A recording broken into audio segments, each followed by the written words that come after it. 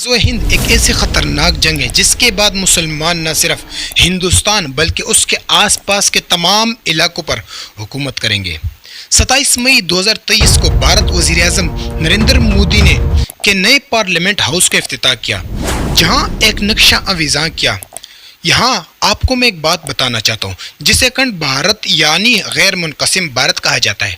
اس نقشے میں پاکستان سمیت وہ تمام علاقے شامل ہیں جو 1947 میں بھارت سے الگ ہوئے تھے۔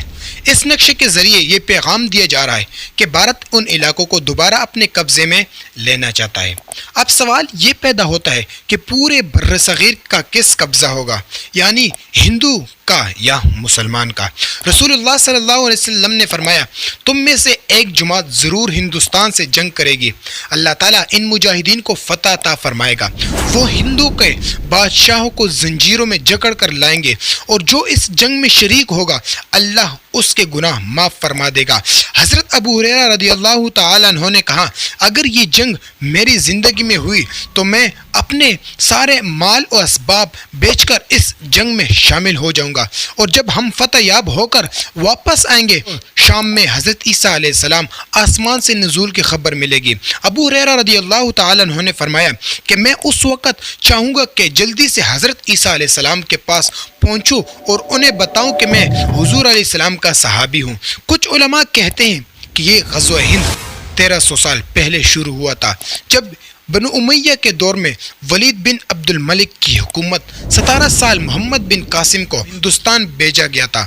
یاد رکھیں، محمد بن قاسم نے راجہ داہر کوتی اور حجاج بن یوسف نے اپنے بھتیجے شکست دی اور سندھ کو اسلامی سلطنت میں شامل کیا، لیکن زیادہ تر علماء کہتے ہیں کہ یہ غزوہ ہند نہیں تھی، کیونکہ احادیث کے مطابق یہ جنگ آخری زمانے میں امام مہدی کے دور میں ہوگی، جب پورے بر صغیر پر ہندو کی حکومت ہوگی اور مسلمان ایک بڑی جنگ کے بعد اسے فتح کریں گے۔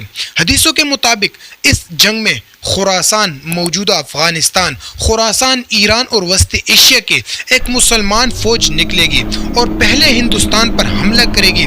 یاد رکھیں، پھر فتح کے بعد ہندوستان کے حکمرانوں کو زنجیروں میں باندھ کر امام مہدی کے پاس لایا جائے گا، اور یہی لشکر میں پھر شام اور فلسطین کی طرف بڑھے گا، جہاں امام مہدی اور حضرت عیسیٰ علیہ السلام کفار سے آخری معرکہ لڑیں گے۔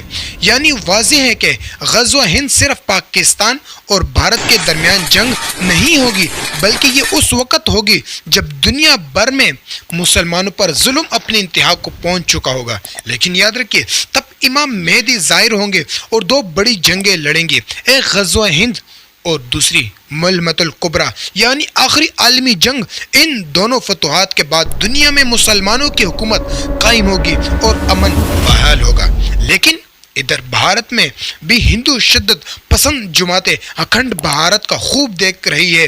RSS، ہندو مہاسا سبھا اور بی جے پی جیسی تنظیمیں کل عام یہ اعلان کرتی ہے کہ وہ پورے بر صغیر کو دوبارہ متحد کریں گے اور اسے صرف ہندو کا ملک بنائیں گے۔ RSS کا نظریہ یہ ہے کہ جو علاقے 60-70 سال پہلے الگ ہوئے وہ دوبارہ بھارت میں شامل ہوگی۔ RSS اور ہندو مہاسبھا کا یہ سوچ نئی نہیں بلکہ 100 سال پرانی ہے۔ 1925 میں جب RSS بنی تو اس کا مقصد بھی یہی تھا کہ پورا بھارت ہندو کے قبضے میں ہو۔ جب گاندھی جی نے پاکستان کے حق میں بات کی تو ہندو مہاسا کے کارکن تورم گوڈسے نے گاندھی کو قتل کر دیا، اور آج بھی ہندو شدت پسند گوڈسے کو ہیرو مانتے ہیں۔ لیکن یاد رکھیے، آزادی کے بعد بھارت پر کانگریس کی حکومت ہے، لیکن جب جیسے اقتدار میں آئی تو مسلمانوں پر مظالم بڑھ گئے، مسلمانوں کے گھروں اور دکانوں کو گرا دیا گیا، حجاب پر پابندی لگائی، اور آہستہ آہستہ RSS اپنے اکھنڈ بھارت کی سوچ کو عملی جامہ پہنا رہی ہے۔ اب سوال یہ ہو رہا تھا کہ کیا واقعی भारत और पाकिस्तान के दरमियान कोई जंग होने वाली है, लेकिन फिलहाल ऐसा मुमकिन नहीं, क्योंकि दोनों ममालिक एक एटमी ताकतें हैं और एटमी जंग ने इंसानियत के हक में है, न कि किसी मजहब के। इस्लाम भी इसकी इजाज़त नहीं देता और अहदीस के मुताबिक ग़ज़वा हिंद इस वक्त होगा जब दुनिया भर में मुसलमानों के खिलाफ जुल्म की इंतहा पर पहुंचेगा और मुसलमान दिफा के लिए उठ खड़े होंगे।